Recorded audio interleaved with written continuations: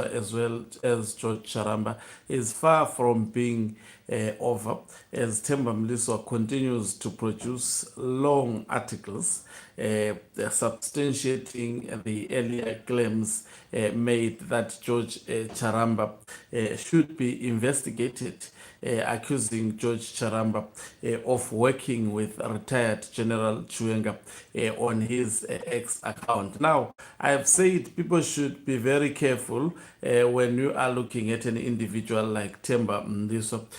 Whatever Temba Mliswa does, he cannot do it without being instructed by those who paid him. And that is Zikananda's, as well as also the bedroom of Emerson Dambuzo Mnangagwa Street.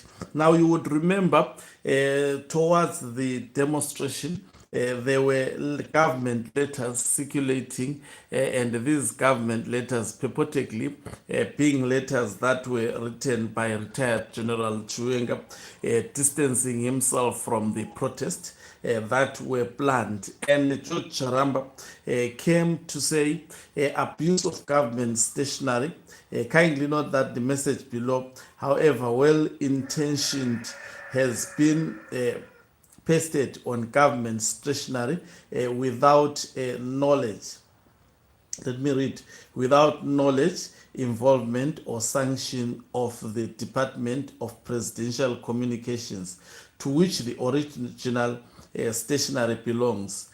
Bona fide messages from sincere sources never forge or fraudulently abuse government stationery to redeem themselves. We regard such a seemingly well-meant messaging act as a thin end of the wedge. Left unchallenged, the next act is downright criminality. All genuine statements which are traceable to the president bear security features of the department and genuine signatures of authors concerned. So here, George Charamba was simply exposing that letter purportedly, press briefing purportedly written by retired General Chiwenga was not from retired General Chiwenga. Now here, Temba Mliswa is really exposing Mnangagwa. As much as he may be working for him, he's exposing Mnangagwa and how ZANU-PF works and how they use propaganda, especially against their opponent. So he says, George's political Sudoku failed to align when he suddenly found himself with more boxes to fill and yet holding no numbers. He could neither denigrate the demonstration, the cause of his embedded putschist comrades, and yet for his formal job was obligated to speak out. Now, his solution was to evade the greater matter of the contents of the letter and instead lavish disproportionate amounts of self-righteous anger on abuse of government stationery. Now, this here is evidence of someone caught red-handed. People were worried about the demonstration and is around it more than that paper. He's failed. His English.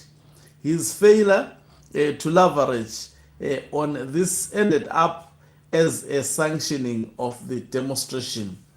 It betrayed his palaver with power on both ends. For now, with it and for the future, with a clique embedded within the system. His response against the illegal demonstration encapsulated all his interactions around the matter, tepid and forced.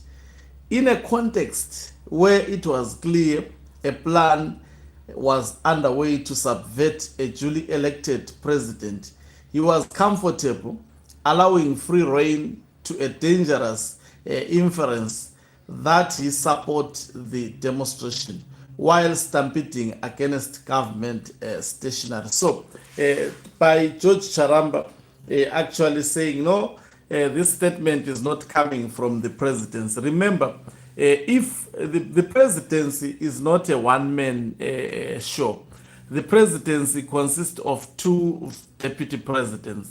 They are part of what, in fact, it actually includes more. The two vice presidents, the chairperson of ZANU-PF, as well as the secretary general of ZANU-PF.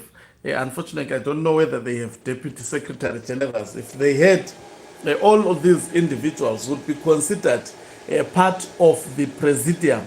So, if there is misinformation regarding one member of the presidium, then the secretaries, the PR within the presidium ought to have done what George Charamba did. But guess what? Because that intelligence of George Charamba stands as betrayal. I don't know what was happening to the network. So that's the point I wanted to underscore. Let me continue reading what he is writing.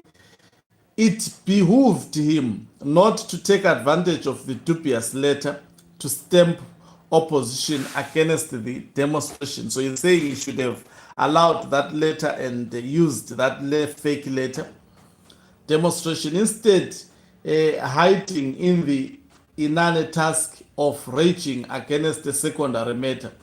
That is failure on a professional level. Anyone familiar with his conduct and antics through his multiple ghost accounts could clearly pick out the dragging of feet. So, multiple, ghost accounts. I didn't know that. While cause existed to restrain abuse of government communication channels, an even greater cause of existential importance called for more. He offered none. Over time, as DCS, he has simply become a wild bully without professional decorum in public engagements, encapsulated by incessant insults of Dununu against any contrary thought or individual. It's shocking behavior for someone who is presidential spokesperson and should have drawn government censoring a long time ago, as it brings the president and the office into disrepute. I think here he spoke sense, Temba Mliswa.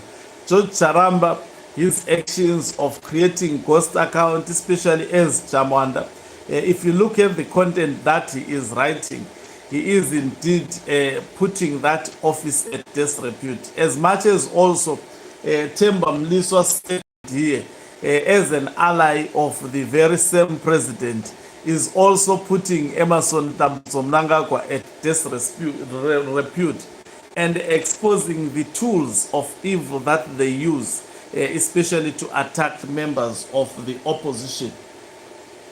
The absence of such has seemingly emboldened him, grow even closer into granting maverick around whom many tiptoe, fearful of getting a revolting rent. We can't have a presidential spokesperson who is toxic and personal in his engagements, tarnishing the name and standing of the president. These are the kind of things which the chief secretary should bring to the president. So this may be seen as an opinion shared by Temba Mliswa, but I can actually warrant you, this opinion Temba Mliswa has, it's clear.